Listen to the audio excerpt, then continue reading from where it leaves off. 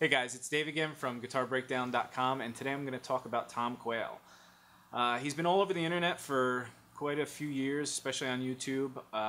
Really good player, and this solo that I'm going to break down is off of a video that he played on YouTube that he was showing. He was doing a review on a G&L guitar. And at the very beginning, he does this little solo over this kind of simple funk rhythm, and it's a really good solo, I think. It shows motifs and ideas and repeating things, and of course it has his trademark legato in there. His legato is really smooth. It's just as smooth as any, like the Brett Garside kind of thing, and it's just really, the hammer-ons are just perfect tone for each, from note to note and everything. It's really good.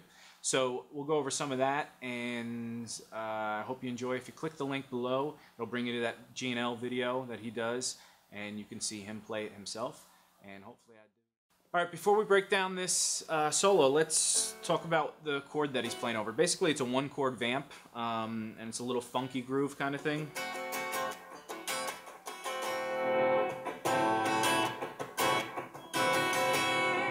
And I think the voicing that's being played is an open A string, or maybe not that open A string, the bass is covering that, but the third finger on the 7th fret of the D string, first finger on the 5th fret G string, fourth finger on the 7th fret of the B string, and an open E string. So it's...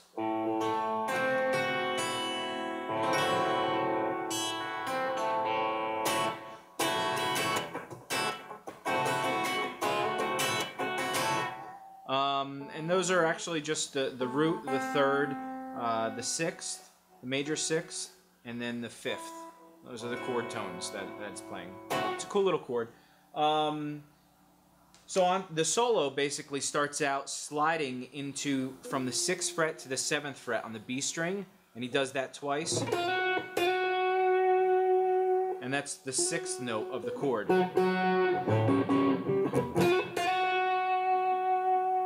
So he slides into that twice, holds it, and then he does a little trill where he slides up to the 8th fret, back down to the 7th fret. So that's... So...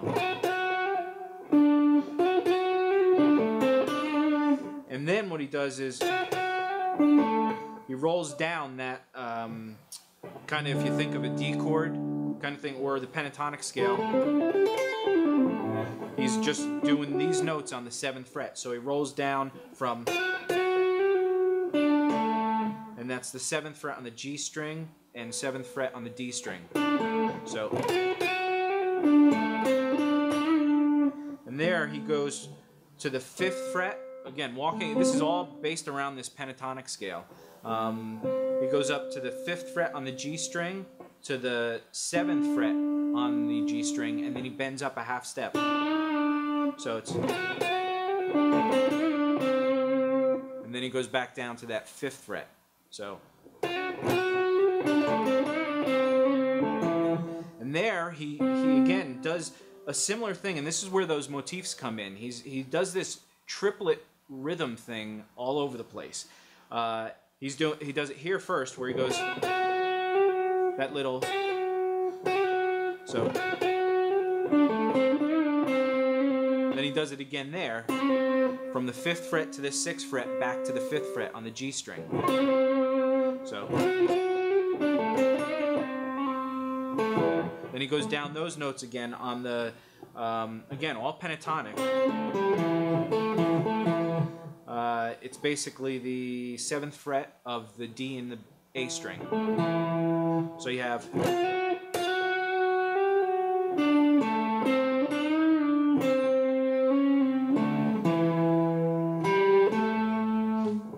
walks up the pentatonic scale from the 5th fret, 7th fret on the D string. So it's...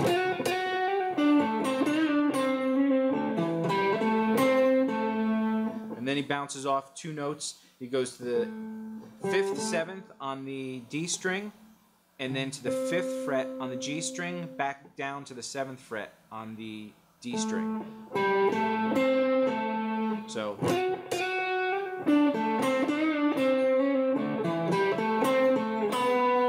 Then he goes down to that the ninth in the off of the A note. It's the 4th fret G string with the 1st finger, and then he does a tricky little thing here.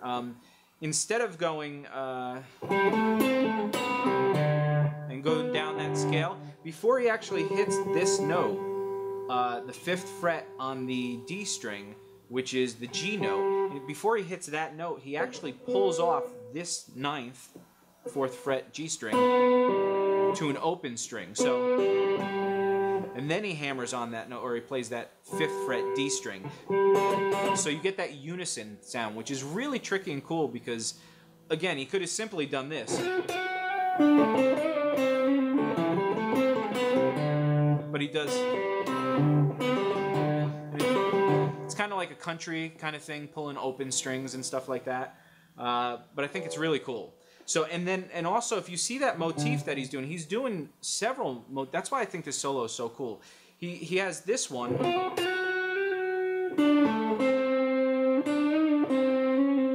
So those 2 slides are the same idea, and then he's also the way he's going down these strings from in fourths. So he's going. There's a 4th. There's another 4th. Then he goes down another 4th. So again, analyzing these things, what he's doing, it's not just so much that it's a cool solo randomly. I don't know how much thought he put into it, but I'm sure in the back of his mind he's very familiar with motifs and what makes a good solo good.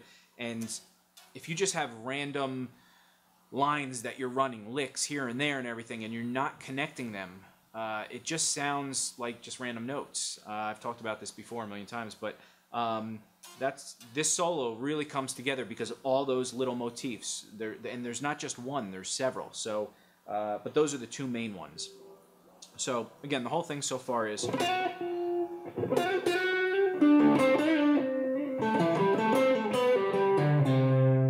And then that's where he goes down. So he goes down the 5th fret on the D and the G string, and then the 3rd fret on the A string. I'm sorry, the 5th fret on the D and the A string, and then the 3rd fret on the A string. Then he slides into that 6th note again, which is a really cool note. The 6th and the 9th are really cool notes off of any chord, but slides into the 4th fret of the D string.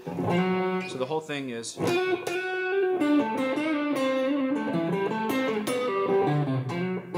And again, he slides into that twice, and now that's a repeat of the first motif he had, which was...